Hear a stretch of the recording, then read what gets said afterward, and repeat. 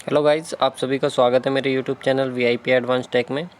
तो गाइज़, जैसे कि आप लोगों को पता है कि डेली हमारी क्या होती है 9 PM पे क्लास होती है। ठीक है, तो हमारी क्लास का टाइम हो चुका है। जल्दी से सब लोग लाइव आ जाएंगे और क्लास को एंजॉय करेंगे। ठीक है, तो गाइज़ इसमें क्या होता है 9 PM की क्लास में हम लोग क्या करते हैं, अपनी गुप्ता एंड गुप्ता बुक का सॉल्यूशन देखते हैं, जिसमें हम डेली ऑनलाइन अपनी लाइव प्रैक्टिस करते हैं। ठीक है, और साथ ही गाइज़ अगर आपको वीडियो अच्छी लगे तो प्लीज़ एक लाइक और शेयर ज़रूर कर देना। ठीक है, और साथ ही चैनल पर अगर नए हैं तो चैनल को सब्सक्राइब भी कर लें। ठीक है, तो गाइज़ आप लोगों को पता है कि 8 AM पे जो हमारी क्लास होती है मॉर्निंग में, उसमें हम क्या करते हैं, अपनी जो RS खुरमी की बुक है उसमें हम स्ट्रेंथ ऑफ मटेरियल देख रहे हैं।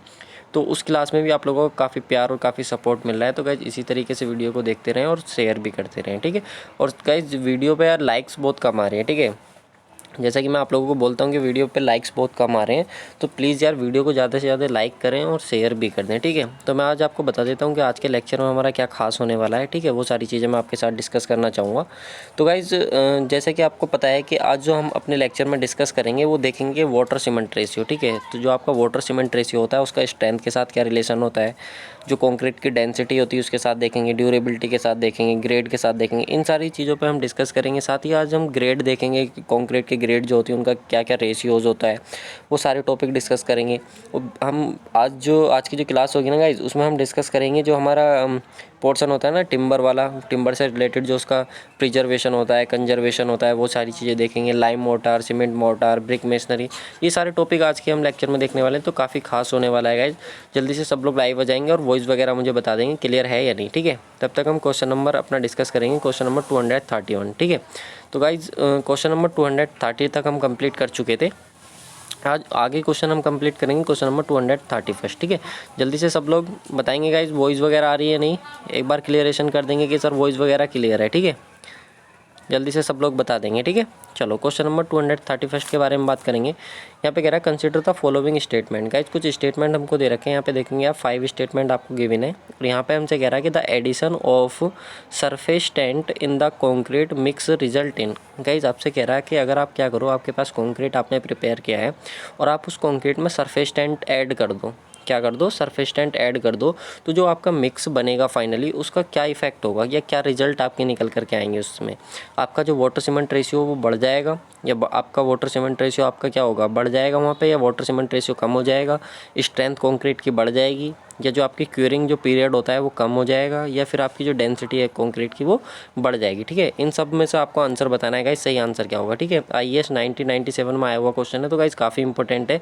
सब लोग कमेंट करके बताएंगे गाइस इसका आंसर क्या होगा। ठीक है, जल्दी से सब लोग कमेंट करेंगे सही आंसर क्या होगा। ठीक है गाइज, आप सोच रहे होंगे कि सर ये बताइए, पहले हमको ये बताइए कि सरफेस टेंट होता क्या है। तो गाइज मैं आप लोगों को बता दूं, ये सरफेस टेंट जो होता है ना, आपका जो वही एड मिक्सचर होता है जो आप पढ़ते हो। ठीक है, इसका अलग ही एक नया नाम दे दिया, एड मिक्सचर ये आपके होते हैं, या फिर कई जगह आप इनको प्लास्टिसाइजर करके भी पढ़ते हो। क्या पढ़ते हो, प्लास्टिसाइजर्स करके भी पढ़ते हो। ठीक है, तो जल्दी से सब लोग आंसर करेंगे। ठीक है गाइज, कुछ लोगों के आंसर मेरे पास आ रहे हैं। गाइज जिन लोगों का भी आंसर बी है ना, जिन्होंने ऑप्शन नंबर बी को सिलेक्ट किया उनका बिल्कुल सही है। ठीक है, यहाँ पे स्टेटमेंट 2, स्टेटमेंट आपका क्या हो जाता है 3, और स्टेटमेंट जो आपके पास 5 है ये सही है। ठीक है, जो आपके पास स्टेटमेंट 1 और 4 है वो गलत है, 2, 3 और 5 जो है ये बिल्कुल सही है। ठीक है, अगर आप क्या करते हो सरफेस टेंट, या फिर जिनको हम कहेंगे एड मिक्सचर, या फिर जिनको हम कहेंगे प्लास्टिसाइजर, सब अगर आप ऐड करते हो तो जो आपका वाटर सीमेंट रेशियो वो कम हो जाता है, स्ट्रेंथ आपकी बढ़ जाती है, और डेंसिटी जो होती है वो भी आपकी बढ़ जाती है कॉन्क्रीट की। ठीक है, ये आप लोगों को ध्यान रखना है। ठीक है गाइज, चलो यहाँ से इससे रिलेटेड और सर कुछ बातें बताइए। तो गाइज मैं आपको बता दूं, एड मिक्सर के बारे में पिछले लेक्चर्स में भी आपके साथ डिस्कस कर चुका हूँ बहुत सारी चीज़ें। लेकिन ये जो एड मिक्सर होते हैं ना आपके, ये जो आपको क्या कहोगे, इनको सरफेस टेंट कहोगे, एक तरीके क्या होते हैं, कंपाउंड्स होते हैं। एक तरीके क्या होते हैं, कंपाउंड्स होते हैं, जिनका काम होता है आपका जो कॉन्क्रीट होती है, या तो उसमें एक्सेलरेट कर देंगे उसकी सेटिंग टाइम को, या उसको रिटार्डर आप दे देंगे। ठीक है, ये सारे काम होते हैं इनके। ठीक है, तो यहाँ पर आप देखोगे बहुत सारे आपके मैं लिए लेकर के आया हूँ कि एड मिक्सर जो होते हैं आपके कौन कौन से होते हैं। ठीक है, तब तक आप मुझे कमेंट करके बताओ कि जो आपके एड मिक्सर होते हैं जिनमें आपका क्या होता है, एक्सेलरेटर होता है। ठीक है, क्या होता है, एक्सेलरेटर होता है जो आपका कंक्रीट में यूज़ किया जाता है। एक एक्सेलरेटर का आप कमेंट करके बताओ नाम। ठीक है, किसी भी एक एक्सेलरेटर का नाम कमेंट करके बताओ जल्दी से। सब लोग कमेंट करेंगे एक्सेलरेटर का, ठीक है, और एक रिटार्डर का। ठीक है, एक एक्सेलरेटर और एक रिटार्डर का कमेंट करके बताएंगे। ठीक है, एक एक एक्सेलरेटर और रिटार्डर सब लोग कमेंट करेंगे गाइज, फटाफट कमेंट आनी चाहिए सब लोगों की। ठीक है, तब तक मैं आपको बताता हूँ कि प्लास्टिसाइजर्स क्या होते हैं। गाइस प्लास्टिसाइजर्स हमारे पास क्या होते हैं, इन गाइस प्लास्टिसाइजर्स का काम होता है जो आपका वाटर सीमेंट रेशियो होता है ना, उसको क्या कर देते हैं, कम कर देते हैं। आप कहोगे सर वाटर सीमेंट रेशियो कम होने से हमें क्या फ़ायदा होगा। तो गाइस देखो, हमको पता है कि सर वाटर सीमेंट रेशियो जो होता है ना, ये जो होता है आपका वेट ऑफ वाटर और वेट ऑफ सीमेंट का रेशियो होता है, ठीक है। सही है सर, इतना तो हमको भी पता है। तो देखो, जैसे जैसे आपका वाटर सीमेंट रेशियो कम होता रहता है ना, जैसे जैसे वाटर सीमेंट रेशियो कम होता रहता है, तो वैसे वैसे जो आपकी ग्रेड होती है ना कंक्रीट की, ठीक है, आपने पढ़ी होंगी ग्रेड कंक्रीट की M10, M15, M20, तो ये ग्रेड क्या होती है आपकी बढ़ती रहती हैं, ठीक है। ये ग्रेड आपकी बढ़ती रहती हैं, जिसकी वजह से जो कंक्रीट की स्ट्रेंथ होती है ना वो भी बढ़ जाती है। अच्छा सर, इनकी डोज कितनी होती है। तो प्लास्टिसाइजर की डोज के बारे में अगर मैं आपको बताऊं तो 0.1 से लेकर के 0.4% तक होती है आपकी बाई वेट ऑफ सीमेंट, ठीक है। सीमेंट का जितना भी वेट होगा आपका, उसमें लगभग 0.1 से लेकर के 0.4% तक आप क्या करोगे, उसमें प्लास्टिसाइजर्स को ऐड कर दोगे। सर इंपॉर्टेंट क्या है, इंपॉर्टेंट है भाई आपके लिए एग्जाम्पल। ये जो आपको एग्जाम्पल दिख रहा है ना, जो आपको लिग्नोसल्फेट दिख रहा होगा और हाइड्रोक्सिलेट और कार्बोक्सिलिक एसिड दिख रहा होगा ना, ये दोनों के दोनों नाम जो है ना, ये आपके लिए इंपॉर्टेंट है, क्योंकि आपसे क्वेश्चन में पूछा जाता है कि प्लास्टिसाइजर्स बता दो, ठीक है। तो ये प्लास्टिसाइजर्स आपको पता होनी चाहिए, एक लिग्नोसल्फेट होता है और एक हाइड्रोक्सिलेट होता है, ठीक है, कार्बोक्सिलेट होता है, ठीक है। ये सारी चीज़ें आपको पता होनी चाहिए, ठीक है। चलो सुपर प्लास्टिसाइजर्स की बात करेंगे गाइज। एक प्लास्टिसाइजर से भी ऊपर होते हैं जिनको हम क्या कहते हैं, सुपर प्लास्टिसाइजर्स। क्या बोलते हैं, सुपर प्लास्टिसाइजर्स। तो इनके बारे में अगर हम बात करें तो reduction in water content up to 30%। ये क्या होते हैं आपका, वहाँ पे तो क्या हो रहा था, ये वाटर सीमेंट रेशियो को क्या कर रहे थे, कम कर रहे थे, लेकिन यहाँ पे क्या करते हैं, ये जो आपका वाटर कंटेंट आप उसमें ऐड करते हो ना, तो लगभग 30% तक उसको क्या कर देते हैं, कम कर देते हैं, ठीक है। जैसे कि मैंने आप लोगों से पूछा था रिटार्डर के बारे में बता दो। तो गाइज रिटार्डर को आपको ध्यान रखना है, जो आपका कैल्शियम सल्फेट होता है ना, CaSO4, ठीक है, और एक क्या होता है आपके पास शुगर, ठीक है। ये दोनों किसका काम करते हैं, आपका रिटार्डर का काम करते हैं। अच्छा सर, रिटार्डर का काम क्या होता है भाई, ये रिटार्डर जो होते हैं ना, जो आपकी रिएक्शन होती है ना, उनको क्या कर देते हैं, स्लो कर देते हैं, जिसकी वजह से आपका जो सेटिंग टाइम है ना, वो क्या होता है, बढ़ जाता है। सेटिंग टाइम क्या होता है, बढ़ जाता है। ये सारी चीज़ें इसमें लिखी हुई हैं, ठीक है। कितनी डोज होती है वो आप देख लेना। नेक्स्ट मैं एक्सीलेटर के बारे में आपको बताऊंगा। एक्सीलेटर क्या होते हैं गाइज, एक्सीलेटर आपके वो होते हैं जो आपके क्या करते हैं, रिएक्शन को फास्ट कर देते हैं, रिएक्शन को फास्ट कर देते हैं। जैसे ही आपकी रिएक्शन फास्ट होगी तो सेटिंग टाइम आपका क्या हो जाएगा, कम हो जाएगा, ठीक है। ये आपको पता होना चाहिए। अच्छा सर, एक एक्सीलेटर का नाम बताइए। जैसे कि मैंने आप लोगों से पूछा भी था, कुछ लोगों ने कमेंट भी किया है, तो बिल्कुल सही है गाइज। इसका जो CaCl2 होता है ना, आपका कैल्शियम क्लोराइड जो होता है, वो एक एक्सीलेटर की तरह ही वर्क करता है, ठीक है। ये भी आप लोगों को पता होना चाहिए, ठीक है। अगर गाइज वीडियो अच्छी लग रही है ना, तो प्लीज़ लाइक कर दो यार, और शेयर कर दो, ठीक है, सभी लोगों के साथ। तब तक क्वेश्चन नंबर 232 का आंसर करो, ठीक है। जल्दी से इस क्वेश्चन का आंसर करो सब लोग। क्वेश्चन नंबर 232, ठीक है। 232 नंबर क्वेश्चन का आंसर करेंगे। Consider the following statement. यहाँ पे कुछ स्टेटमेंट आपको दे रखे हैं जो किससे रिलेटेड है, higher water cement ratio. Guys आपका हायर वाटर सीमेंट रेशियो, जैसे कि मैंने आपको कहा था कि वाटर सीमेंट रेशियो होता है, लेकिन वहाँ पे वहाँ वाटर सीमेंट रेशियो कम हो रहा था, लेकिन यहाँ पे हायर है। तो आपको बताना उस केस में कंक्रीट में जो रिजल्ट होंगे वो क्या होंगे। आपका स्ट्रॉन्गर मिक्स हो जाएगा, या फिर वेटर वर्केबल मिक्स हो जाएगा, वीक मिक्स हो जाएगा, या फिर लीस ब्लेडिंग हो जाएगी आपकी। जल्दी से बताओ इसका सही आंसर क्या होगा, ठीक है। जल्दी से सब लोग आंसर करेंगे गाइज। इसका सही आंसर क्या होगा कमेंट करके बताएंगे कि अगर आपका हायर वाटर सीमेंट रेशियो है तो कंक्रीट पे क्या इफेक्ट पड़ने वाले हैं उसके, ठीक है। तो जैसा कि आप लोगों को पता है कि क्वेश्चन में ही क्लियर हो रहा है कि अगर आपका क्या होगा, वाटर सीमेंट रेशियो ज़्यादा होगा तो कंक्रीट क्या हो जाएगी आपकी, लीन हो जाएगी, लीन कंक्रीट हो जाएगी। लीन कंक्रीट का मतलब वहाँ पे ग्रेड जो हो जाएगी कंक्रीट की, वो क्या हो जाएगी, कम हो जाएगी, यानी कि M10 M5 कुछ इस तरीके से चली जाएगी आपकी। तो क्या जब जैसे ही आपकी कंक्रीट की ग्रेड कम होगी ना, तो वहाँ पर जो कंक्रीट हो जाएगी ना आपके पास वर्केबल हो जाएगी, और वो जो कंक्रीट हो जाएगी ना, उसका जो मिक्सर जो प्रिपेयर होगा वो कैसा होगा, एक वीक होगा, ठीक है। तो इसलिए ऑप्शन नंबर बी जिन लोगों ने भी आंसर किया है ना, उनका बिल्कुल सही है, ठीक है। जिन लोगों का भी आंसर मेरे पास बी आ रहा है उनका आंसर बिल्कुल सही है गाइज, ठीक है, बिल्कुल। हाँ, जिन लोगों का भी आंसर बी आ रहा है बिल्कुल सही है, ठीक है। बाकी गाइज जो इससे रिलेटेड पॉइंट है ना, वो भी आप डिस्कस करते रहेंगे, ठीक है, शेयर करते रहेंगे सब लोगों को और बताते रहेंगे। जैसे कि मैंने आपको बता ही दिया कि वाटर सीमेंट रेशियो जो होता है, जो कंक्रीट की ग्रेड होती है ना, उसके बिल्कुल इन्वर्सली प्रोपोर्शनल होता है, ठीक है। और ये हमको IS 456 ने कह भी रखा है कि आपके पास जो मिनिमम आप ग्रेड यूज़ करोगे ना मिक्सिंग के लिए, वो कितना यूज़ करोगे, M25, किसके अकॉर्डिंग, IS 456 के अकॉर्डिंग, ठीक है। और उसके अकॉर्डिंग जो हमारा पहले था, जो रिवाइज होने से पहले जो हमारे पास कोड था, वो कहता था M15 के लिए, ठीक है। ये आप लोगों को पता होना चाहिए। जल्दी से सब लोग रेशियो लिख देंगे कि M15 और जो आपका M10 होता है, M20 होता है, M25 होता है, इसमें किस किस रेशियो में प्रेजेंट होता है सीमेंट सैंड एग्रीगेट। जल्दी से कमेंट करके बताएंगे सब लोग किस किस ग्रेड में प्रेजेंट होता है, ठीक है। सब लोग आंसर करके बताएंगे गाइज, ठीक है। चलो इससे रिलेटेड देखो मैं क्या क्या चीज़ें आपके लिए लेकर के आया हूँ। काफ़ी अच्छा कंटेंट है गाइज। अगर कंटेंट आपको पसंद आ रहा है ना तो प्लीज़ एक बार वीडियो को लाइक और शेयर कर दो, ठीक है। तो गाइज यहाँ पे आपको फैक्टर दिखेंगे और एक तरफ दिखेगा वर्केबिलिटी के, किस फैक्टर का वर्केबिलिटी पे क्या इफेक्ट पड़ता है। तो डायरेक्ट मैं आपको बताऊँगा गाइज, अगर आप वाटर कंटेंट बढ़ा देते हो ना तो आपकी जो वर्केबिलिटी होगी ना वो इंक्रीज़ हो जाएगी, ठीक है। आपको सिंपली याद रखना है, लेकिन आपको ध्यान रखना है गाइज, वाटर सीमेंट रेशियो भी अगर आप बढ़ाओगे तो उस केस में भी आपकी वर्केबिलिटी बढ़ती है, ठीक है। लेकिन एग्रीगेट सीमेंट रेशियो अगर आप बढ़ाते हो तो उस केस में आपकी जो वर्केबिलिटी होगी ना वो क्या हो जाएगी, आपकी डिक्रीज़ हो जाएगी। वर्केबिलिटी क्या हो जाएगी, आपकी डिक्रीज़ हो जाएगी, लेस वर्केबिलिटी आपको मिलेगी, ठीक है। ध्यान रखना, लोअर वर्केबिलिटी आपको मिलेगी अगर आप क्या कर दोगे, एग्रीगेट सीमेंट रेशियो को बढ़ा दोगे, ठीक है। फिर कहोगे सर आप अगर एग्रीगेट का साइज़ ही बढ़ा दें, तो भाई कोई बात नहीं, एग्रीगेट का साइज़ आप बढ़ा दो, लेकिन वो ग्रेड पर भी डिपेंड करता है कैसा है। तो उस केस में आपकी वर्केबिलिटी बढ़ जाती है, ठीक है, अगर आपकी जो ग्रेड है वो कैसी है। अच्छा ये बताओ कमेंट करके कि किस टाइप के एग्रीगेट के लिए वर्केबिलिटी ज़्यादा होती है। जल्दी से कमेंट करके बता दो सब लोग कि किस तरीके के एग्रीगेट के लिए आपकी जो वर्केबिलिटी होगी वो ज़्यादा होगी, ठीक है। एंगुलर टाइप के लिए, राउंडेड टाइप के लिए, जल्दी से बता दो। तो गाइस जैसे कि नेक्स्ट आपके लिए आ ही जाता है शेप के ऊपर भी डिपेंड करता है, शेप किस तरीके की है, ठीक है। अगर एंगुलर है या फ्लैंकी किस तरीके का एग्रीगेट है तो उसके ऊपर भी डिपेंड करता है, ठीक है। अगर राउंडेड एग्रीगेट होगा तो बिल्कुल हाँ, जिन लोगों ने भी राउंडेड एग्रीगेट किया है ना बिल्कुल सही है, ठीक है। तो अगर राउंडेड एग्रीगेट होगा तो उसकी वर्केबिलिटी आपकी अच्छी खासी होगी, ठीक है। लेकिन अगर वहीं पर क्या होगा, आपके पास जो फ्लैकी एग्रीगेट है उसकी वर्केबिलिटी क्या होगी, कम होगी, ठीक है। सरफेस टेक्सचर के ऊपर भी डिपेंड करती है वर्केबिलिटी के, कैसा उसका टेक्सचर है। ग्रेडिंग के ऊपर मैंने आपको बताई दिया कि वेल ग्रेडेड है, पुअर ग्रेडेड है, ठीक है। दो तरीके की ग्रेड होती है ना एग्रीगेट की, आपको पता होगा। एक होता है हमारे पास वेल ग्रेडेड, ठीक है, और एक होता है हमारे पास यूनिफॉर्म ग्रेडेड। कौन सा होता है, यूनिफॉर्म ग्रेडेड। तो इस यूनिफॉर्म ग्रेडेड को पुअर ग्रेडेड भी बोलते हैं, ठीक है। तो गाइस ये वेल ग्रेडेड जो होता है इसमें क्या होते हैं, पार्टिकल हर तरीके के साइज़ के अवेलेबल होते हैं। लेकिन जो पुअर यूनिफॉर्म ग्रेडेड होता है ना इसमें एक सेम ही साइज़ के पार्टिकल होते हैं मेरे पास, ठीक है। ये आपको पता होना चाहिए। एड मिक्सर के बारे में अभी आपसे बहुत अच्छे से डिस्कस किया है, वर्केबिलिटी को बढ़ा देते हैं, ठीक है, ये आपको पता होना चाहिए। चलो नेक्स्ट क्वेश्चन पर बढ़ते हैं, इसका आंसर करो सब लोग। क्वेश्चन नंबर 223 का 233 का क्वेश्चन का आंसर करेंगे। Which one of the following type of steel is used in the manufacturing of rail. Guys simple कह रहा है कि आपकी जो रेल आपने देखी है ना, ये वही रेल होती है गाइस जिनके ऊपर ट्रेन आपकी मूव करती है। ट्रेन जिनके ऊपर आपकी मूव करती है ना, वही रेल्स की बात कर रहा है। तो आपको बताना है कि जो रेल्स बनी हुई होती हैं वो किस चीज़ की बनी हुई होती हैं, माइल्ड स्टील की, मैग्नीज स्टील की, कास्ट स्टील की, या फिर जो आपका बेशेमर स्टील होता है उसकी, ठीक है। जल्दी से सब लोग आंसर बताएंगे कमेंट करके। सब लोगों के आंसर आने चाहिए गाइस, सही या गलत, ठीक है। सब लोगों के आंसर मेरे पास आने चाहिए कि आपकी जो बेशेमर स्टील होती है वो किसकी बनी हुई होती है, सॉरी आपकी जो रेल बनी हुई होती है वो किस स्टील की बनी हुई होती है, ठीक है, किससे मैन्युफैक्चर करी जाती हैं। जल्दी से सब लोग आंसर करेंगे। बिल्कुल गाइज, जिन लोगों का भी आंसर ऑप्शन बी सेलेक्ट किया है ना उनका बिल्कुल सही है। जो आपका मैग्नीज स्टील होता है ना गाइज उससे बनी हुई होती है, ठीक है। डायरेक्ट इन्फॉर्मेटिव क्वेश्चन है, आपको याद रखना है, ठीक है। इसमें कुछ ज़्यादा याद करने जैसी बातें हैं नहीं, ठीक है। बस सिंपल आपको पता होना चाहिए जो रेल बनी हुई होती है किसकी होती है, मैग्नीज स्टील की बनी हुई होती है, ठीक है।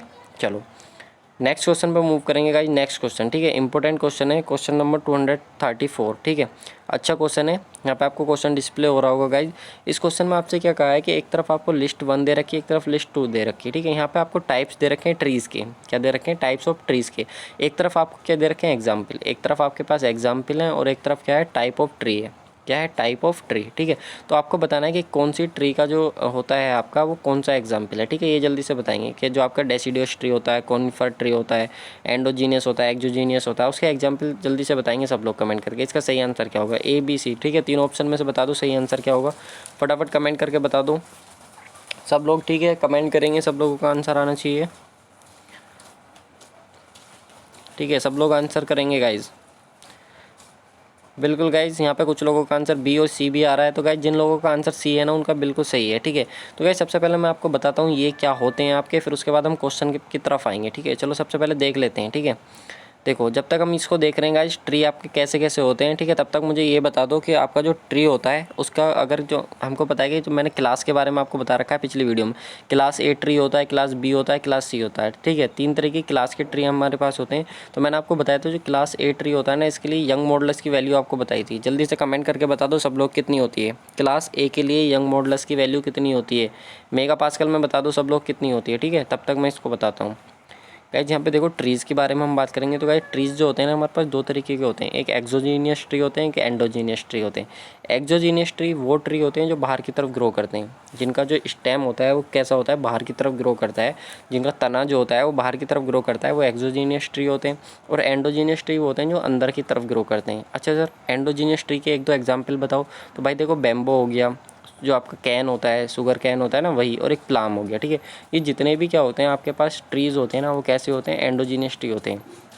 लेकिन इनकी खास बात क्या होती, ये हमारे किसी काम के नहीं है, ये हमारे लिए इंजीनियरिंग वर्क में किसी भी काम के नहीं है, हमारे काम के हैं केवल एक्सोजीनियस ट्री। कौन से हैं, एक्सोजीनियस ट्री। तो हम फर्दर बात करेंगे कि जो आपके पास एक्सोजीनियस ट्री होते हैं ना, ये कितने तरीके के होते हैं। ये फर्दर दो तरीके के होते हैं, एक कोनिफर ट्री होते हैं और एक डेसिडियस ट्री होते हैं। कौन से होते हैं गाइज, एक कोनिफर ट्री होते हैं, एक डेसिडियस ट्री होते हैं। तो भाई कोनिफर ट्री कौन से होते हैं, जो आपने देखे होंगे ना, नकुली पत्ती जिनकी होती है, पतली पत्तियाँ जिनकी होती हैं, लीफ जो होती हैं इनकी थिन होती हैं, वो कैसे होते हैं आपके, कोनिफर ट्री होते हैं। और जिनकी ब्रॉड टाइप लीफ होती हैं ना आपकी पत्तियाँ, जिनकी चौड़ी चौड़ी होती हैं, वो डेसिडियस ट्री होते हैं, ठीक है। ये आपको ध्यान रखना है। अच्छा सर, कोनिफर ट्री के एग्जाम्पल बताओ। भाई चीर हो गया, देवदार हो गया, पाइन हो गया, ठीक है। और ये आपका क्या होता है, एक स्प्यूर करके और कुछ होता है, ठीक है। ये भी आपको ध्यान रखना है। सबके किसके एग्जाम्पल होते हैं आपके, कोनिफर ट्री के। अच्छा सर, डेसिडुअस के भी बता दो फिर।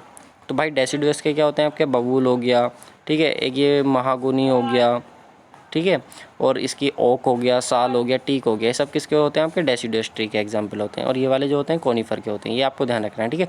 चलो, कुछ लोगों का आंसर मेरे पास आया था, लेकिन मैक्सिमम लोगों का आंसर गलत है गाइज। मैं आपको बता दूं, मॉडुलस ऑफ इलास्टिसिटी जो होती है वो क्लास फर्स्ट के लिए वो कितनी होती है, 12.5 मेगापास्कल होती है, ठीक है। कितनी होती है, 12.5 मेगापास्कल। अच्छा, जो आपकी ड्यूरेबिलिटी होती है क्लास ए के लिए, जो क्लास ए की आपके पास क्या होता है, टिम्बर होती है, उसकी ड्यूरेबिलिटी और बता दो। ड्यूरेबिलिटी मतलब लाइफ, ठीक है, उसकी लाइफ कितनी होती है, ठीक है। ईयर्स में बता दो या मंथ में बता दो, जल्दी से कमेंट करके बताएंगे सब लोग कितनी होती है, ठीक है, क्लास ए की। तब तक हम क्वेश्चन की तरफ चलते हैं। तो गाइज यहाँ पे देखो, ये आपको क्या थे, कुछ एग्जांपल्स आपको दे रखे थे लिस्ट 1 और लिस्ट 2 में। तो सबसे पहले हमारे पास डेसिडुअस ट्री। तो डेसिडुअस कौन सा ट्री होता है, जिनकी ब्रॉड टाइप लीफ होती हैं। अच्छा, ब्रॉड टाइप लीफ होती हैं सर, इसका वो कौन सा है, इनकी क्या होती है गाइज, हार्डवुड होती है। क्या होती है, इनकी हार्डवुड होती है, ये आपको ध्यान रखना है। अच्छा sir, B conifer tree. Conifer tree कौन से होते हैं, जिनकी जो निक्यूलिट टाइप की जो लीव्स होती हैं ना आपकी, वो होते हैं। इसका जो एग्जाम्पल है, इसकी कैसी वुड होती है आपकी, सॉफ्ट वुड होती है, बिल्कुल सही है। अच्छा सर, एंडोजीनियस ट्री कौन से होते हैं, एंडोजीनियस ट्री वो होते हैं आपके जो अंदर की तरफ ग्रो करते हैं। इसका एग्जाम्पल अभी मैंने आपको बताया था, बैम्बो होता है, ठीक है। एक्सोजीनियस ट्री कौन से होते हैं, जो बाहर की तरफ ग्रो करते हैं। तो इसका क्या हो जाता है, बिल्कुल जो आपका यूकेलिप्टिस होता है ना, यूकेलिप्टिस का नाम आपने सुना होगा, तो वो इसका एग्जाम्पल होता है एक्सोजीनियस का, ठीक है। तो आंसर नंबर सी जिन लोगों ने भी सिलेक्ट किया था, ऑप्शन सी, वो बिल्कुल सही था, ठीक है। आई होप आपको क्लियर होंगे गाइज। अगर ये क्लियर हो रहा है तो जल्दी से एक बार थम्स अप करके बता दो। और मैं आपको लाइफ बता देता हूँ, जो आपके क्लास ए होता है टिम्बर, उसकी जो लाइफ होती है ना, वो कितनी होती है, 120 मंथ्स होती है। कितनी होती है, 120 मंथ्स, या हम ये कह सकते हैं लगभग 10 साल से ज़्यादा, ठीक है। 10 साल से ज़्यादा आपकी यह होती है, लाइफ होती है, ठीक है। गाइज, ये जो इंपॉर्टेंट पॉइंट मैं आपको बताता हूँ भाई, यही क्वेश्चन में पूछे जाते हैं, पेपर में यही पूछे जाते हैं और बार बार पूछे जाते हैं, ठीक है। फिर मत कहना कि सर बताया नहीं था, ठीक है। तो अभी बता दे रहे हैं, क्वेश्चन पूछा जाता है तभी बताते हैं भाई, ठीक है। चलो, तब तक इस क्वेश्चन का आंसर करो फटाफट। क्वेश्चन नंबर 235 का, 235 का आंसर करेंगे सब लोग।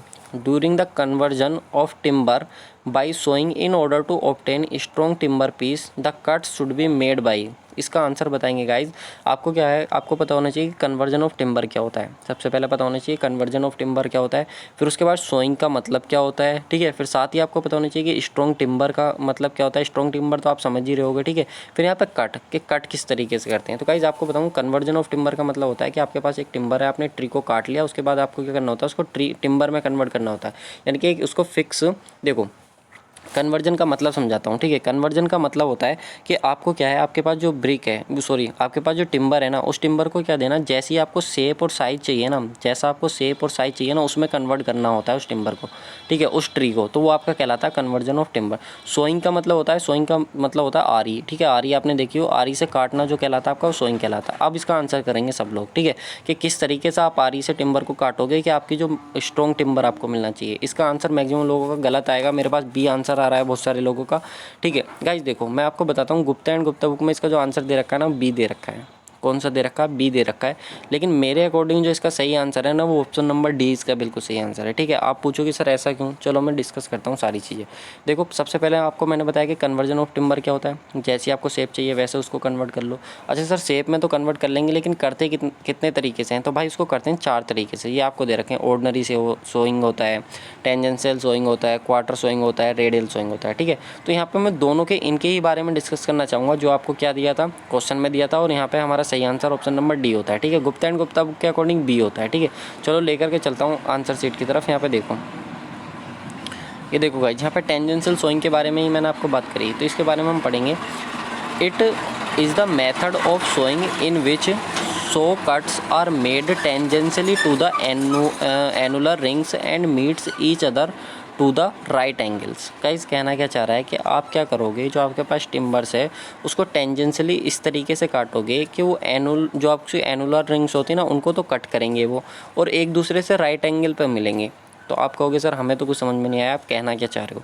तो देखो मैं आपको दिखाता हूँ इमेज में। ठीक है, इमेज में देखो, ये आपको दिख रहा होगा, ये आपकी टेंजेंशियल सोइंग है। ठीक है, ये आपके पास टिम्बर का क्रॉस सेक्शन है। तो यहाँ पर आप देख रहे हो टिम्बर को कुछ इस तरीके से काटा जा रहा है, ये वाला पोर्शन काट लिया, फिर इस तरीके से काट लिया। तो ये जो पोर्शन काटा जाता है ना आपको, वो लेंथ के अलोंग काटा जाता है टिम्बर के। ठीक है, तो इस तरीके की जो सोइंग होती है ना उसको बोलते हैं हम टेंजेंशियल सोइंग। और यहाँ पे आप देख रहे हो दोनों पोर्शन जब आकर के मिलते हैं तो कितने डिग्री पे मिलते हैं, 90 डिग्री पे। ठीक है, ये आपको क्लियर हो गया होगा, ये मैं आपको बताना चाह रहा था। तो फर्स्ट पॉइंट में यही मेंशन किया गया है आपका। ठीक है, तो आई होप आपको क्लियर हो गया होगा। क्लियर हो गया तो जल्दी से थम्स अप कर दो। ठीक है, तो गाइज होता क्या है कि जब हम इस तरीके की सोइंग करते हैं ना तो उसमें जो हमारी एनुलर रिंग्स होती हैं ना वो क्या हो जाती हैं, कट हो जाती हैं। एनुलर रिंग्स जो हो जाती हैं एक दूसरे से कट हो जाती हैं, और जो हमारी जो मेडुलर रेज होती हैं वो भी एक दूसरे से क्या अलग हो जाती हैं। और हमको पता है कि जब मेडुलर रेज हमारी अलग हो जाएंगी तो उसकी वजह से क्या होगी, टिम्बर की स्ट्रेंथ कम हो जाती है। तो इसीलिए जो हमारा ये वाला जो टेंजेंशियल सोइंग होता है इसमें क्या होता है, impart strength is not available in them.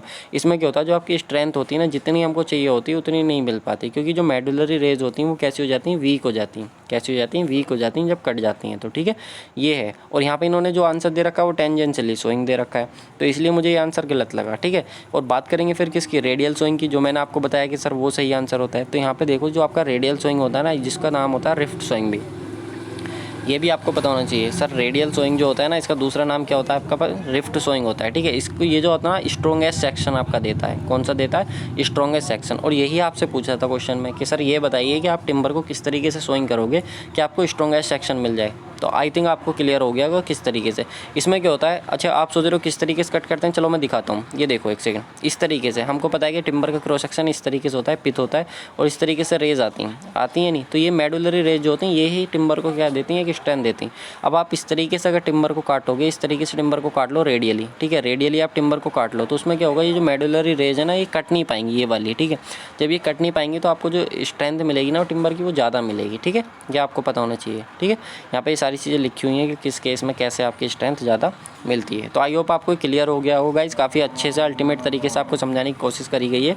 तो अगर क्लियर हो गया है तो जल्दी से कमेंट करके बता दो कि हाँ सर क्लियर है। ठीक है, और वीडियो को यार लाइक कर दो, जिन लोगों ने भी लाइक नहीं किया है गाइस। काफ़ी मेहनत से यार कंटेंट तैयार किया जाता है आप लोगों के लिए, तो प्लीज़ गाइड वीडियो को लाइक कर दो यार। ठीक है, वीडियो को लाइक कर दो और अपने साथियों के साथ शेयर कर दो। ठीक है, और अगर चीज़ें क्लियर हो रही हैं तो थम्स अप करके बताते रहो सर क्लियर है। ठीक है, बहुत अच्छे से समझ में आ रहा है। ठीक है, जल्दी से कमेंट करके बताते रहो। देखो तब तक क्वेश्चन नंबर 236 हमारे पास आ जाता है। इसका आंसर सब लोग कमेंट करके बताएंगे कितना होगा। क्वेश्चन नंबर 236, यहाँ पे एक लिस्ट दे रखी है, लिस्ट 1 लिस्ट 2 दे रखी है। ठीक है, यहाँ पे आपको लिस्ट 1 और लिस्ट 2 तो गाइस दे ही रखी हैं। यहाँ पे एक तरफ आपको कुछ क्या दे रखे हैं, कुछ इक्विपमेंट वगैरह दे रखे हैं। ठीक है, और यहाँ पे उनके यूजेज दे रखे हैं। यहाँ पे कुछ इक्विपमेंट दे रखे हैं कि कौन सा इक्विपमेंट होता है, और एक तरफ आपको यूजेज दे रखेंगे उसको किस तरीके से आप यूज करते हो। ठीक है, तो जल्दी से आंसर बताएंगे कमेंट करके कि एक तरफ पग मील है, एक तरफ प्लग आपका प्लग एंड फीदर्स है, एक तरफ लुइस है, एक तरफ आपका क्या है जो लिग्नाइट है आपका वो दे रखा है। ठीक है, ये लिग्नाइट है, सही से इसको प्रोनाउंस कर लेना लिग्नाइट। ठीक है, तो आपको बताना है कि इनमें से किस किस का यूज़ करते हैं। ब्लास्टिंग के लिए क्या यूज़ करते हो, लिफ्टिंग के लिए, स्प्लिट के लिए, टेम्परिंग के लिए क्या यूज़ करते हो। ठीक है, तो गाइस एक तो आपको क्लियर हो गया होगा कि जो सर पगमील होता है ना, ये तो आपने कई बार पढ़ा रखा है कि जो ब्रिक होता है ना, ब्रिक की जब हम क्या करते हैं उसको नीडिंग वाली प्रोसेस करते हैं, जब उसके साथ सारे इंग्रेडिएंट को मिलाते हैं तो उसमें क्या पगमील में हम क्या करते हैं, टेम्परिंग। ठीक है, मेरे पास कुछ लोगों का आंसर आ रहा है गाइज, बिल्कुल सही है। जिन लोगों का भी आंसर मेरे पास क्या आ रहा है, ऑप्शन नंबर सी आ रहा है ना, उनका बिल्कुल सही है। ठीक है, जिन लोगों का भी आंसर सी आ रहा है बिल्कुल सही है। ठीक है गाइस, चलो अच्छी बात है।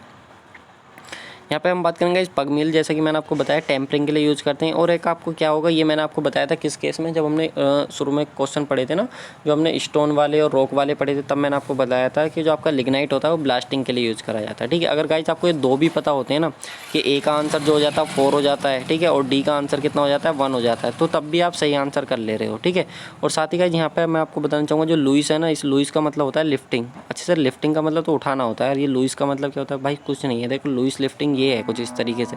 ये जो आपको दिख रहा होगा ना, ये वाला जो पोर्शन आपको दिख रहा है ये, ठीक है, ये हुक टाइप का जो होता है, ऊपर तो हुक हो गया है, ठीक है, और ये नीचे वाला जो पोर्शन होता है ना, तो कुछ लोग इसको अलग अलग नाम से पुकारते हैं, बट मैं जो आपको बता रहा हूँ जो टेक्निकल नेम होता है इसका, वो क्या होता है? लुइस लिफ्टिंग होता है। क्या होता है इसका? लुइस लिफ्टिंग होता है अपनी सिविल इंजीनियरिंग में, ये आपको पता होना चाहिए। अच्छा सर, इसका यूज़ कहाँ करते हैं?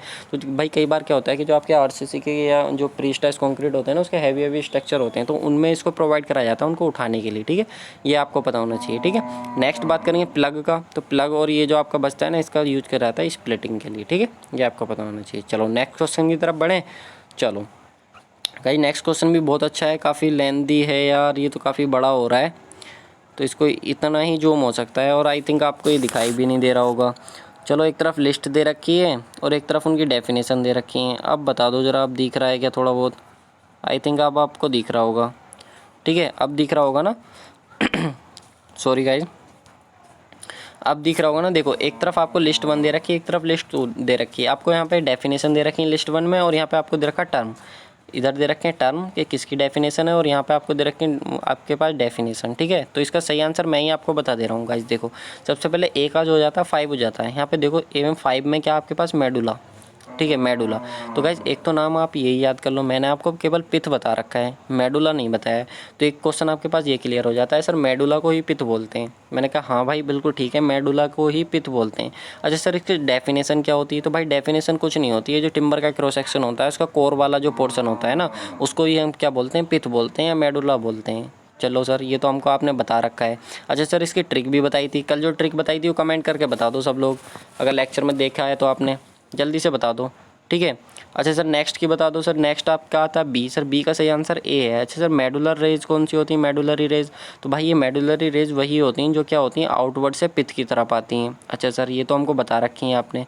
ठीक है, अच्छा सर, इसका दूसरा नाम भी दे रखा है इन्होंने, कुछ क्या दे रखा है? ट्रांसवर्स सेप्टा, यही तो आपको बताना है जो आपको दिख रहा है ना, ट्रांसवर्स सेप्टा। तो भाई इस नाम को याद कर लो यार, ये मेरे लिए भी नया है कि ट्रांसवर्स सेप्टा जो होता है ना, वो भी मेडुलरी रेज को बोलते हैं। ठीक है, ये अच्छी चीज़ मुझे लगी। ठीक है, इसको भी याद कर लो, क्योंकि क्वेश्चन आने वाले टाइम से हो सकता है कि जो मेडुलरी रेज है वो कह करके ना किससे पूछा जाए? ट्रांसवर्स सेप्टा से पूछा जाए। ठीक है, तो ये क्या होते हैं? आपके टिश्यूज होते हैं जो इनक्लोज होते हैं पिथ की तरफ, जैसा कि मैंने आपको बता दिया किसकी तरफ होते हैं?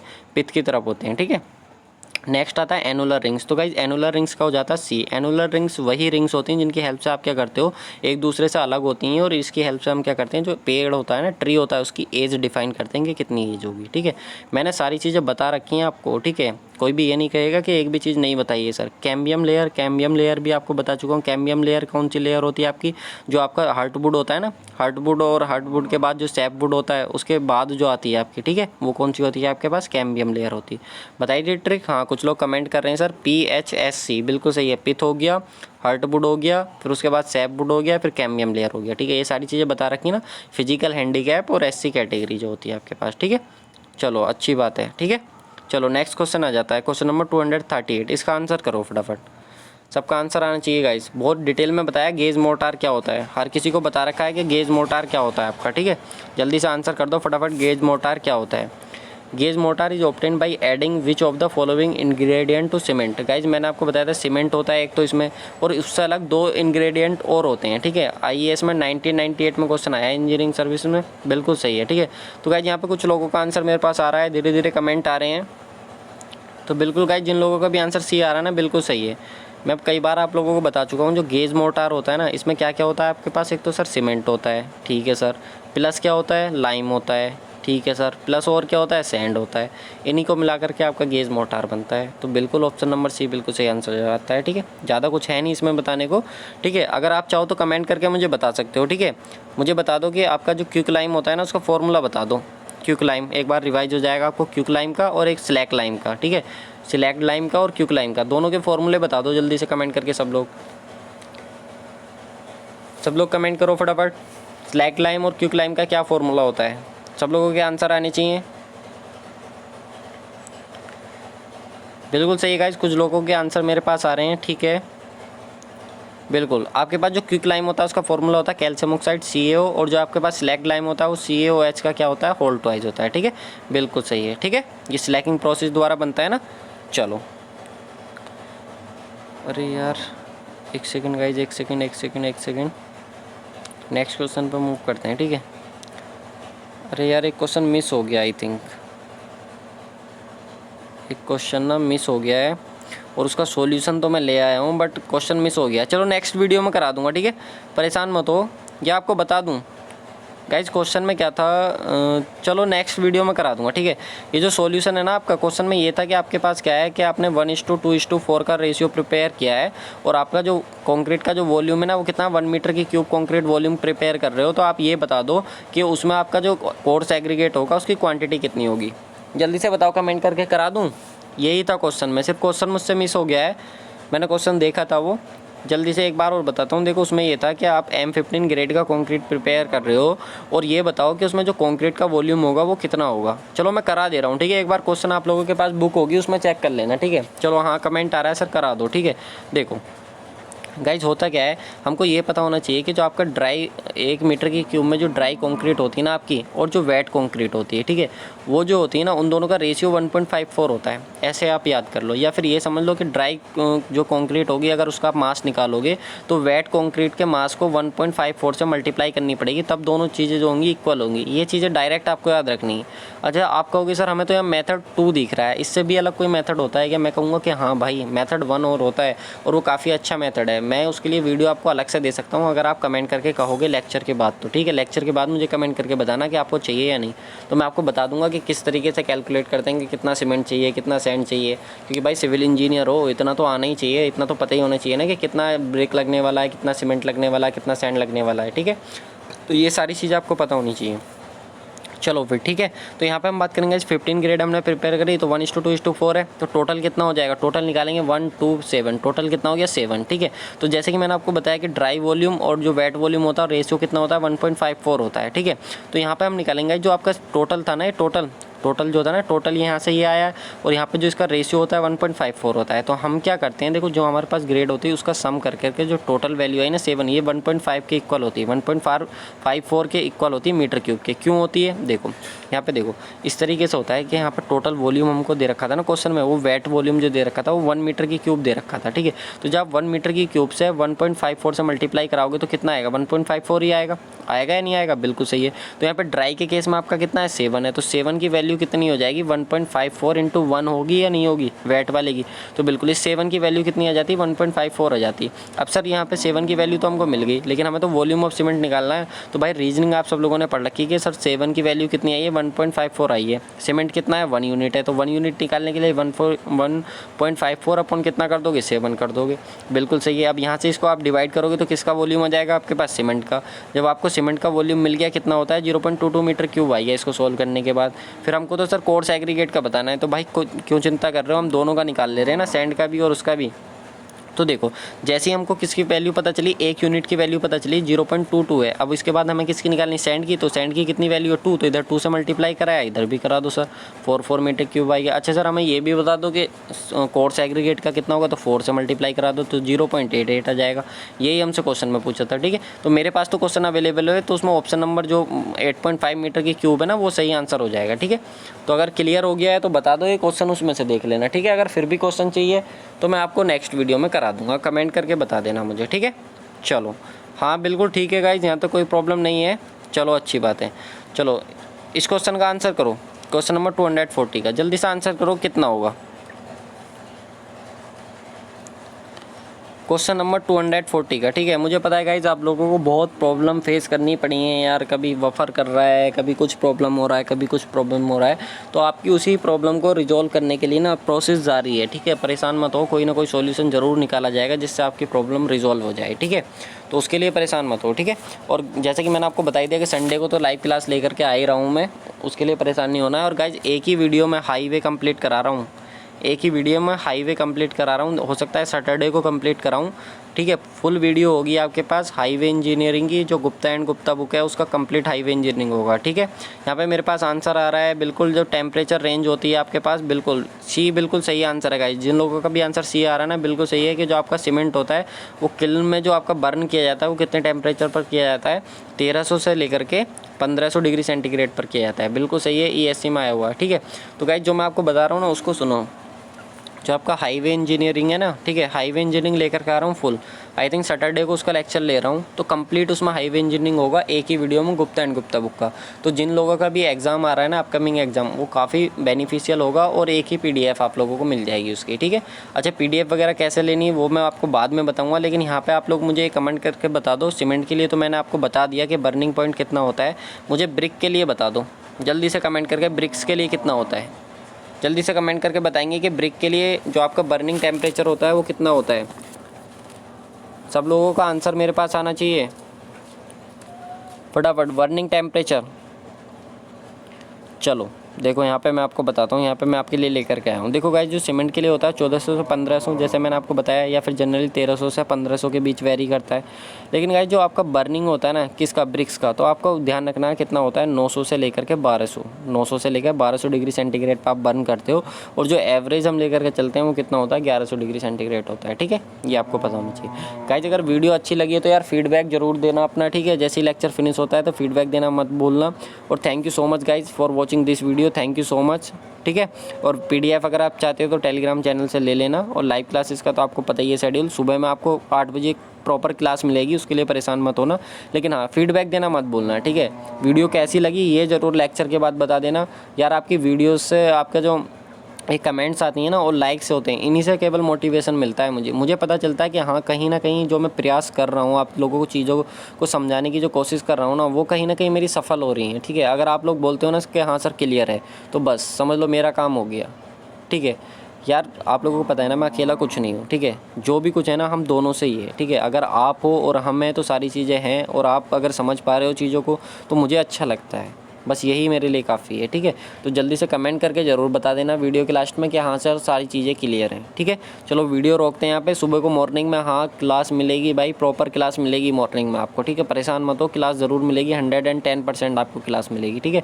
जो आपकी क्लास रेगुलर चलती है सोम की, स्ट्रेंथ ऑफ मटेरियल की, RS खुरमी की, वहाँ पर क्लास मिलेगी। और वहाँ पर काफ़ी अच्छे क्वेश्चन आप लोगों के लिए लेकर के आ रहा हूँ, ठीक है। उसके लिए परेशान मत होना, ठीक है। काफ़ी कॉन्सेप्ट हैं और काफ़ी चीज़ें हैं। चलो थैंक यू सो मच, फिर रोकते हैं यहाँ वीडियो यहाँ पर, ठीक है। चलो ठीक है, बाय।